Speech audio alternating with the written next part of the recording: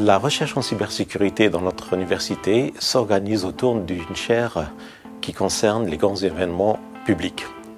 Exemple, les Jeux Olympiques de 2024 qui auront lieu à Paris. Ce thème-là est fédérateur dans le sens où il couvre un large spectre des problématiques de la cybersécurité, à commencer tout ce qui est matériel, comme les IoT, logiciel, l'humain et organisationnel.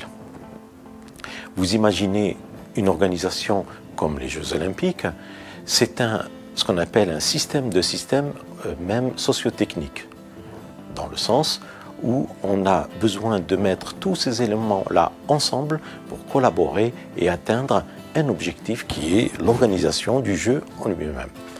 En notre terminologie, on dit ça, c'est une mission à satisfaire. Il y a différentes vulnérabilités dans un tel système. Vulnérabilité au niveau matériel, donc les problématiques électroniques, etc. Vulnérabilité au niveau logiciel, vulnérabilité au niveau humain, et puis vulnérabilité au niveau organisationnel, c'est l'organisation entre l'ensemble de ces éléments-là. Pourquoi on a besoin de mettre tous ces éléments-là ensemble?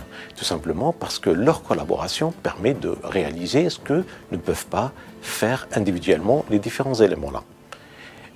Ainsi, cet objectif de collaboration, qu'on appelle le comportement émergent, en lui-même, c'est quelque chose de potentiellement vulnérable, vu qu'aucun élément seul ne pouvait le vérifier.